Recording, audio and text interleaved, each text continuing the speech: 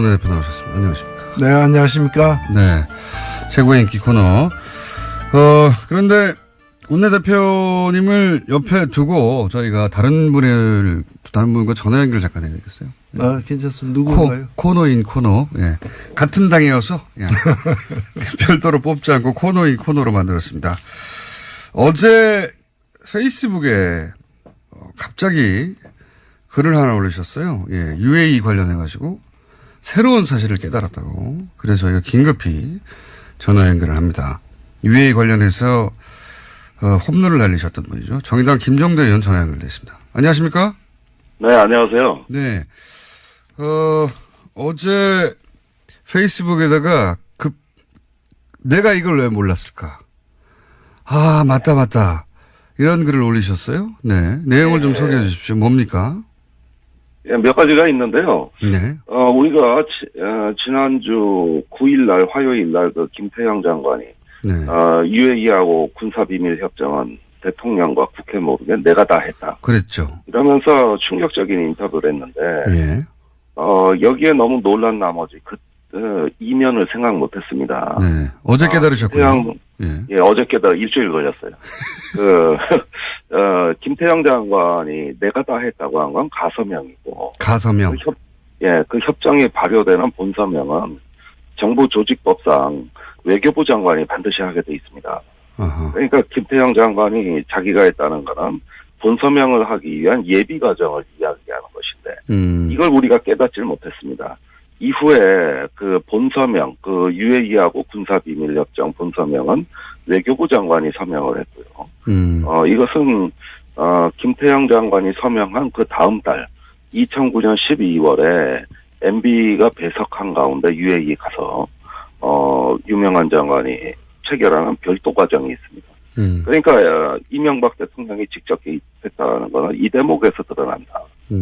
예, 김태형 전 장관 단계는 아니랄지라도. 김태형 전 장관이 본인이 몰래 했다는 것은 설사 본인이 주체가 돼서 했다 하더라도 그건 가서명에 불과하고 본서명은 외교부 장관이 하게 돼 있고 그랬다는 것은 이명박 전 대통령의 보고가 되었고 이명박 전 대통령이 알고 있는 상태에서 했을 수밖에 없다 이런 말씀이신 거죠? 예, 그렇습니다. 예, 간단한 사실이었는데 네. 김 장관의 인터뷰에 현혹된 나머지 그 사실을 뒤늦게 깨달았고요. 첫 번째는 그러고. 그다음에 협정 내용도 예. 자동 개입 조항이 들어가 있다는 걸 김태형 장관이 시인하지 않았습니까? 예. 근데 그냥 추상적인 자동 개입 조항인 줄 알았는데 그게 아니고 예. 한 UAE 연합 그 군사 지휘 체계도 구성하고 어허. 공동 작전 계획도 수립하고 어허.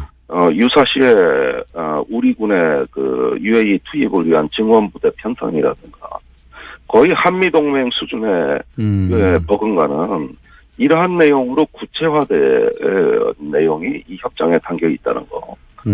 이런 것들을 봤을 때 최근에 그 협정을 이행하는 과정에서 송영무 국방장관은 이건 뭐 도저히 이행이 불가능하다고 판단했던 구체화된 내용이 더 들어있다는 것. 그러니까 단순히 자동 개입 수준이 아니라 대단히 구체적인 내용이다 이게. 예, 네. 한미동맹 하면서 배운 거는 UAE 가서 다 써먹으려고 했던 것 같아요. 그렇군요. 내용이 더 심각하다. 그리고 그 외에도 또 있어요. 이런 지적도 하셨어요. 이것이 이제 임종석 대통령 비서실장이 UAE 방문해서 이런 일이 터진 거라고 언론들은 보도를 했고 전반적으로 다들 그렇게 이해했는데 그게 아니다. 이 문제가 본격적으로 불거진 것은 다른 시발점이 있다. 이렇게 말씀하셨어요? 저는 의혹의 초점은 작년 11월 중순이에요. 네. 이명박 대통령이 왜 중동에 방문했느냐. 바레인을 갔었죠. 그때 당시에 바레인에 간 걸로 되어 있단 말입니다. 예. 근데 분명히 그 전에 11월 초에 송영무 장관이 갔을 때도 그다지 탈이 안 났는데. 네. 이명박 대통령이 중순에 갔다 오고 논란이 격화되면서 무언가 비상사태가 발생이 됐다. 이건 현지에서 감지가 된 겁니다. 그래서 왜 그때 이명박 대통령이 급히 중동에 방문했느냐. 이게 의혹의 초점이 될 수밖에 없다고. 그러니까 초점이 임종석 비서실장이 UAE 방문이 아니라 이명박 전 대통령의 중동 방문으로 맞춰줘야 된다. 이런 말씀이시네요? 네, 그렇습니다. 그때 혹시 중동에 이명박 전 대통령이 급히 방문했을 때 무슨 일이 있었는지는 아직 정확하게 모르시는 거죠? 예, 제가 일단은 뭐 듣고 있는 증언은, 예. UAE를 사이에 두고, 예. 문재인 정부와 이명박 대통령 간에 묘한 게임이 전개되고 있었다고 보는 것이죠.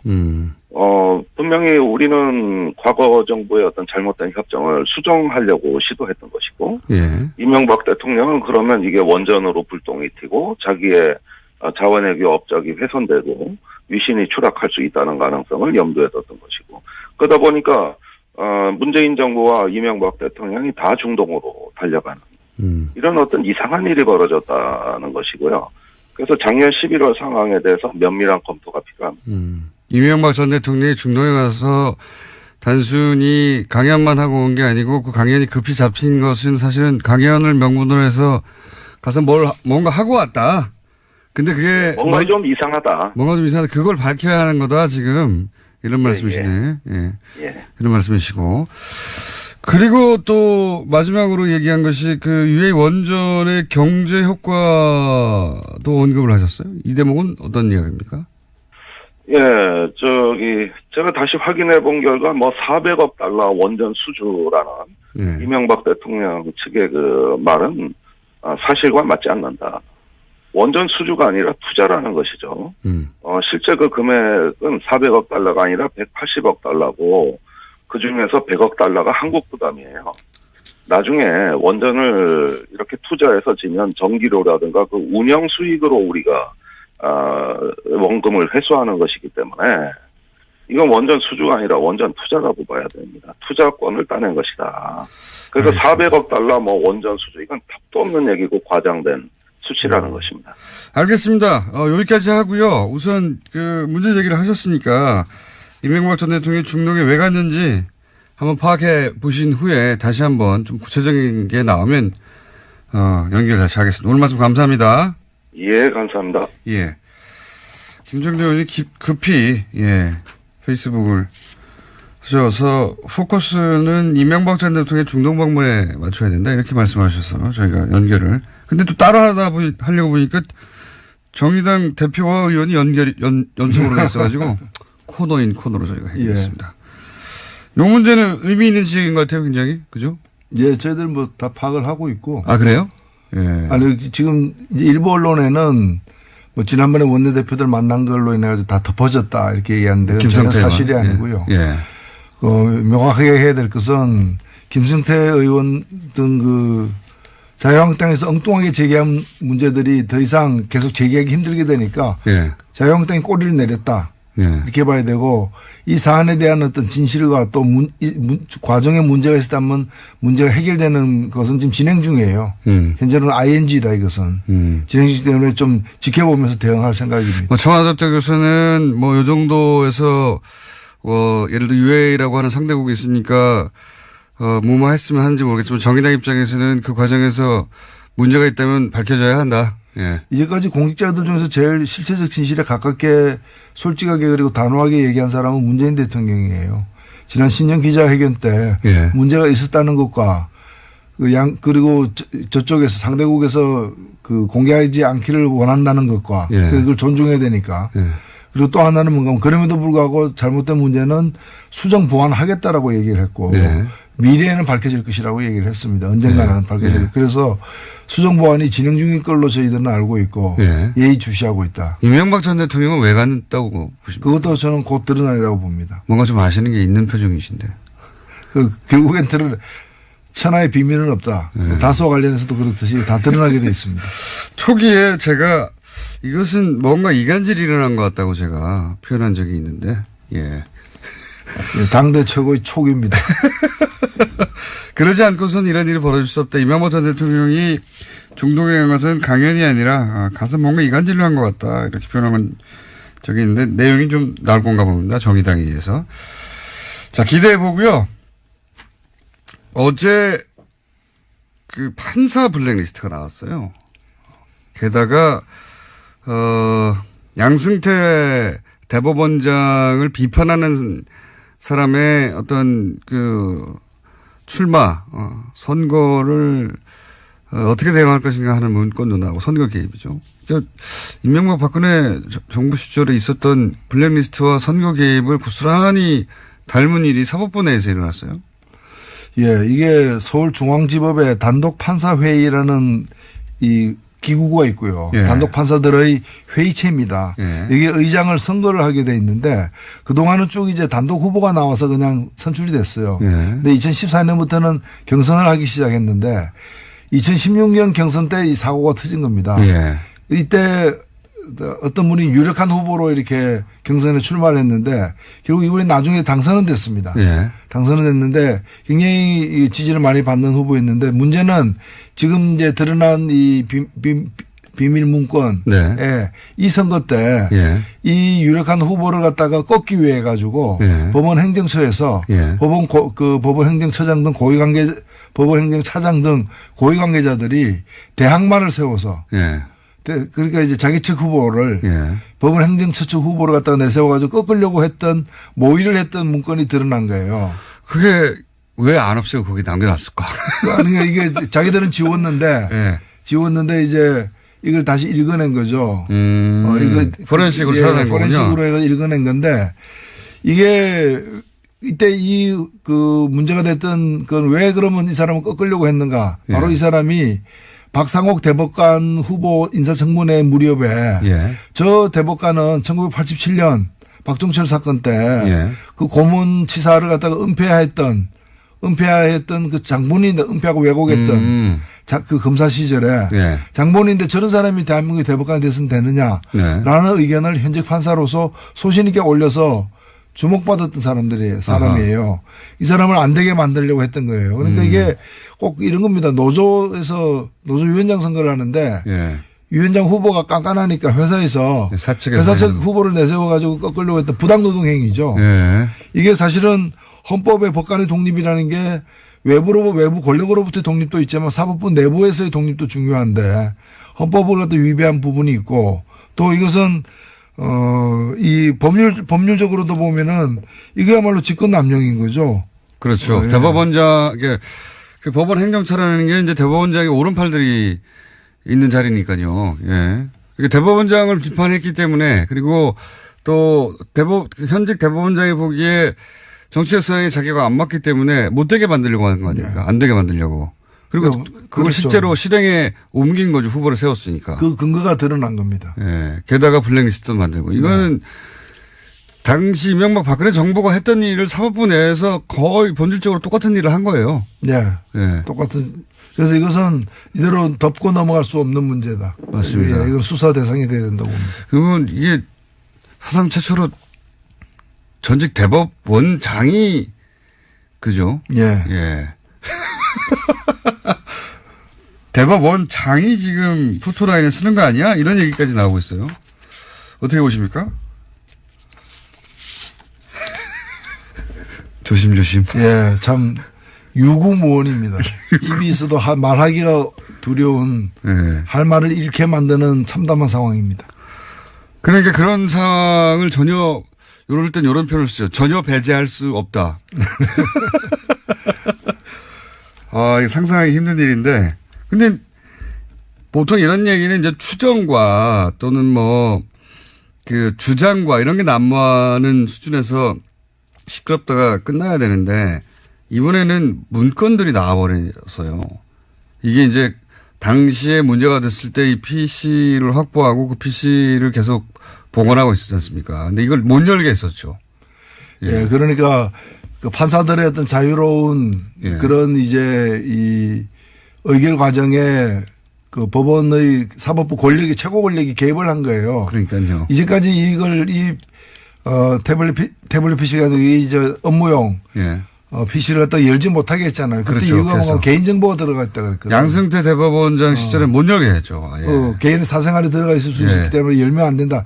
프라이버시 침해다고 했는데 그럼 이러한 부당한 개입이 대법원장의 사생활이었냐. 요거를 막으려고 했던 거죠, 사실. 그렇죠. 이게 문서가 드러날까봐. 근데 드러나 버렸네요. 이거는 정치권이 국정원이나 혹은 공무원사에 개입한 거는 차원이 다른 거라 그런 거를 그런 불법 행위를 판단하고 또 죄를 묻고 하는 사법부가 스스로 이런 일을 했기 때문에 훨씬 더 충격이 큰 거죠. 판사 사회 내부에서 그냥 넘어갈 수 있겠는가. 법의 최후의 보루인데 거기서 이렇게 했으니까요. 이거 그냥 넘어갈 수 없을 것 같은데요. 그렇습니다. 네. 보건소가 전염병에 감염된 거죠. 보건소가 전염병에 감염된 그럴 때는 보건소 가면 안 됩니다. 보건소가 전염병 감염된 게 아니라 보건소에서 전염병을 막 만들어내고 있었던 겁니다. 네. 그냥. 그러니까 보건소가 움직이면 그게 퍼지게 되는 거죠. 네, 그런 상황입니다. 이거, 이제 보도가 그렇게 많이 되고 있지는 않은데, 내용적으로 보면 굉장히 우리 사회에 큰 파장을 미칠 사건입니다. 예. 정치인들은 감옥에 갔다가도 다시 나와서 또 국회의원 되기도 하잖아요. 예. 사면 복권 내고 다시 그런데 이건 그거하고는 다르거든요. 정치권에서는 비일비재하던 일이었지만 사법부에서 이러는 거는 전례가 없기 때문에 그래서 말을 조심하시는 거죠, 지금. 그래서 놀라운 거죠. 이게 흐르는 물에는 2급수도 있고 3급수도 있을 수 있지만은 돈 주고 파는 그 고급 생수가 2급수나 3급수였다면 그건 말이 안 되는 거잖아요. 양승태 전 대법원장 어떻게 해야 됩니까? 일단은 저는 엄정하게 수사할 것은 수사하고 조사할 건 조사해야 된다고 봅니다. 자, 그런 큰 사건이 하나 있습니다. 그리고 국민의당 바른정당도 이제 점입 가경 상태입니다. 이제 되돌릴 수는 전혀 없고요. 예. 다리는 서로 건넜고요, 완전히. 근데 바른정당은 근데 또 추가로 탈당을 박인수 의원이 해서 바른정당이 한 자릿수로 줄어버렸어요. 네. 한두 명 더 할 수도 있을 것 같고. 네. 원희룡 제주지사도 망설이는 것 같고요.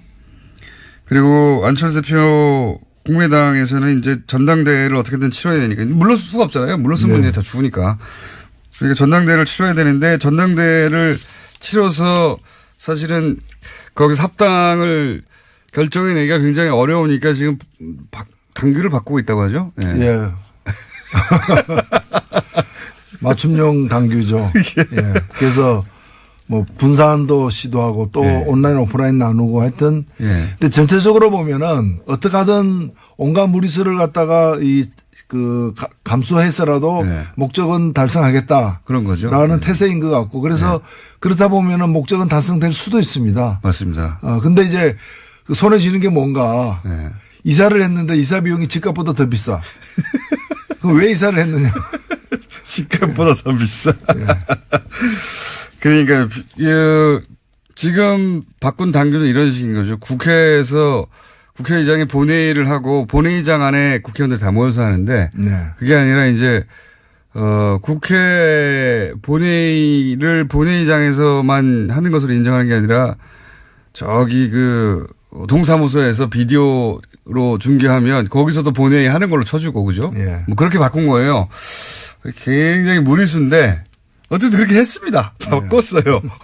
당권을 가지고 있다 보니까. 그래서 전당대회에서 어떻게든 합당, 그리고 이제 의장의 권한도 이제 제한했죠. 굉장히. 원래는 의장이 이제 개회를 선언해야 되는데 시간만 되면 자동으로 개표가 되고 시간만 되면 개표가 끝나는 것으로 만들어 버려가지고 혹시 의장이 도장이 망치로 쾅쾅쾅 안 두드릴까봐 그것도 장치를 만들고 해서 어떻게든 되긴 될 것도 같아요. 그렇습니다. 되긴 될 것도 같습니다. 이걸 어떻게 보십니까? 바른정당 그 와중에도 또 이제 각 대표들은 자기 정치적 입장을 드러내야 되니까 바른정당 유승민 대표는 한반도기를 들고 입장하는 거는 안 된다라고 했고 안철수 대표는 한반도기도 안 되고 인공기도 안 된다. 이게 그러면 안철수 대표 이야기대로 하면 북한 선수단은 태극기를 들어야 돼요. 인공기도 안 되고 한반도기도 안 되면 어쨌든 이 입장에 대해서는 어떻게 생각하십니까? 근데 한반도기는 이제까지 제가 기록을 보니까 7번이나 이미 여러 번 했죠. 같이 들었던 기억이 있고요. 그다음에 한반도기는 뭔가면은 국가기관입니다. 우리가 이제 공동 선수단이라는 이름으로 뭔가 정치적으로 의미 있는 퍼포먼스를 하기 때문에 그게 합당하게 그 길을 갖다 양쪽 길을 다 들 수 없어 드는 거고요. 만일에 그 선수들이 입상을 하게 되고 메달을 따게 되면 올라가는 깃발은 그 자기네 국가의 당연히요. 깃발, 인공기나 태극기가 올라가는 거고 뭐 너무 당연한 공동 선수단일 경우에는 합의에 따라서 한반도 기가 올라갈 수도 있고 각각의 기가 공동으로 두 개 다 올라갈 수도 있는 그런 합의가 아직 안 됐기 때문에 지켜봐야 될 거고 그래서 태극기가 안 올라간다거나 또는 인공기에 대해서 인공기를 들고 들어오면 안 된다는 얘기는 저는 상당히 충격적이에요. 그걸 어떻게 하라는 거야 그러면? 그거는 참가하지 말라는 얘기 아니에요. 참가하면 자기 나라 국기를 그 드는 건데. 북한이 참가한 모든 올림픽에서 인공기를 들고 들어갔어요. 북한만이 아니라 모든 참가 국가가 그렇죠. 당연한 권리죠. 너무 당연한 건데. 이게 정말 금성에서 온 분이 아닌가. 안철수 대표가 갑자기 한반도기는 안 된다. 이거는 이제 유승민 대표하고 그러니까 태극기를 들어야 된다는 의미죠. 이거는. 그렇게 이해할 수도 있는데 인공기도 안 된다는 건 제가 처음 들어본 아니 자기들 국기인데 그걸 못 들게 하는 게 말이 됩니까? 전혀 진짜 뭐 외계에서 온 게 아닌가. 인공기도 안 된다는 건 처음 들어본. 전당대회가 무산되면은 한국을 떠날 수밖에 없다고 얘기했는데 떠나면 어디로 갈 것인가 저는 금성으로 갈 거라고 확신합니다. 그러니까 이제 보수적인 본인의 나는 보수적이라고 하는 색깔을 더 강하게 드러내기 위해서 그런 말까지 간 것 같은데. 근데 한반도기 처음 들게 된 게 어느 정권 때인 줄 아세요? 그게 노태우 정권 때 아닙니까? 예, 저는 굉장히 오래됐어요. 진심으로 바라건대 유승민 대표나 안철수 대표가 배워야 될 사람이 딴 사람보다는 노태우 대통령입니다. 남북관계에 그 노태우 대통령 우리가 알다시피 군부 쿠데타 세력이고 90년대 뼛속까지 보수주의자입니다. 그러나 이분이 남북관계에 대해서 어떤 인식과 태도를 보였고 어떤 그 업적을 남겼는가 남북기본합의서를 포함해서 그건 좀 보고 배우기를 바랍니다. 이게 진짜 90년대에 끝난 이야기거든요. 이거는. 예. 그 한반도기를 들었다고 해가지고 우리가 북한 편을 드는 것도 아니고. 들면 한반도기를 들어야지 그럼 일본 열도기를 들 겁니까? 근데 이게 2018년에 다시 한반도기는 안 된다고 하는 게, 야, 이 시계를 거꾸로 들어도 너무. 한반도기는 안 된다고 할 것 같으면은 남북 대화 안 된다. 이렇게 얘기해야 앞뒤가 맞는 얘기인데 그런 얘기는 또 왜 안 하는 거죠? 이거 한반도기를 들고 다니엘 탁구팀이 세계대회를 우승한 적도 있고요. 이미 너무 많아요. 이 기록은. 근데 갑자기 이건 안 된다고 하고 더 나아가서는 인공기는 절대 안 된다. 이거는 처음 들어본 이야기예요. 어디서도 들어본 적이 없는 그런 이야기들이 오고 가고 있습니다. 네. 저도 이게 무슨 얘기 인공기를 못 들게 할 권리가 없는데 누구에게도 예? IOC도 없고 아무것도 없는데 그런 얘기가 나왔습니다. 자, 다스는 이제 거의 끝나가는 거 같죠? 분위기가 그죠? 네, 마지막까지 계속해서 양파 껍질 벗기듯이 변명을 하면서 그 어떤 정황이 나와도 그래서 그거 하긴 내가 했다. 그 이제 주인 설립 과정을 주도한 것에서 우리 형님 소유의 회사인데 회사를 설립하는 데서 나만큼 하는 사람이 우리 집안에 없으니까 내가 다 해준 거다. 뭐 이런 식으로 지금 변명을 그렇죠. 하고 있는 것 같아요. 네. 그렇게 해서 될 일이 아닌데. 될 일이 아니죠. 될 일이 아닌데 네. 어떻게든 끝까지 인정하지 않는 게 이명박 전 대통령의 특징이니까요. 그렇죠. 모든 의혹에 대해서 항상 그래왔습니다. 절대 인정하지 않는 것으로. 그리고 나서 어떻게든 해결하려고 하죠. 뒤로. 과거에는 그게 통했습니다. 대통령이기도 했고 이번에는 어렵다. 그런 생각이 저는 들고 게다가 특활비까지 이게 터졌어요. 예, 그 특활비는 사실 대통령의 지시가 아니고서는 갈 수가 없는 돈이에요. 실제로 그렇죠. 그 다른 지금 박근혜 정부 때도 특활비 간 걸 보면은 국정원장이 다 알잖아요. 예. 그 정도에서는 국정원장이 모르고서는 갈 수가 없거든요. 국정원 직원이 마음대로 줄 수 없는 액수 아닙니까? 그렇죠. 그 국정원장이 안다는 얘기는 돈을 달라고 한 쪽이 단순 청와대가 아니고 단순 청와대 실무자가 아니라 그쪽 대통령이 했다는 거죠. 대통령이 아닌데 어떻게 국정원한테 돈 달라고 합니까? 이게 세상에 그거야. 상상할 수 없는 일이죠. 천하의 사기꾼도 그 짓은 못 하는 거죠. 그래서 너무 뻔한데 이와간 이제 또 아니라고 하고 있고요. 저는 오늘 어제 나온 뉴스 중에 주목하는 게 중앙일보에 보던데 2011년에 방미했을 때 그때 국정원 특활비를 환전해서 가져갔다는 거 아닙니까? 공식적으로 방미했는데 국정원 특활비가 왜 필요합니까? 예. 그래서 지금 사실은 그 국정원 특활비가 그 법원 등 영장 등에 의해서 심사 과정에서 인정된 거는 4억 플러스 알파입니다. 예. 이제 2억 플러스 알파인데. 그게 다겠느냐. 그게 다가 아니죠. 그리고 예. 그 중에 보면은 청와대 기념품 2억 이런 게 있습니다. 말도 안 되는. 아니 그러면 기념품 2억 그 사소한 일에 2억씩이나 갔다면은 예. 그 전에 없었고 그 후에 없었겠느냐. 그러니까요. 레일 깔아놓고 기차 한 번만 지나갔다. 이게 누가 믿습니까? 처음에 어렵지. 한번 열렸으면 계속 오는 거죠. 그렇죠. 예. 영수증 안 남는다고 생각하고 특히 이 2011년 방미 기간에 그 가져갔다고 하는 특활비 있지 않습니까? 그거는 그 보도가 이명박 전 대통령 부부라고 표현해서 나왔거든요. 그 얘기는 굳이 부부라고 표현한 이유가 있는 것 같아요. 그 중에 일부가 네. 혹여 당시 김웅 여사한테 간 게 아닌가. 그랬다면 양상이 달라지는 거 아닙니까 이제. 부부는 뭐 경제 공동체니까 같이 썼겠죠. 그걸로 예를 들어서 뭐 굉장히 사적인 용도의 돈을 썼다든가. 그렇죠. 뭐 박근혜 대통령도 기치료, 예. 국가의상원, 뭐 의상 만든 데도 썼으니까요. 굉장히 사적인 용도에 썼다는 게 일부라도 드러나면 이건 양상이 완전히 달라지셨습니다. 개봉박도입니다. 개봉박도. 혹시 뭐 아시는 거 없습니까? 나오리라고 확신합니다.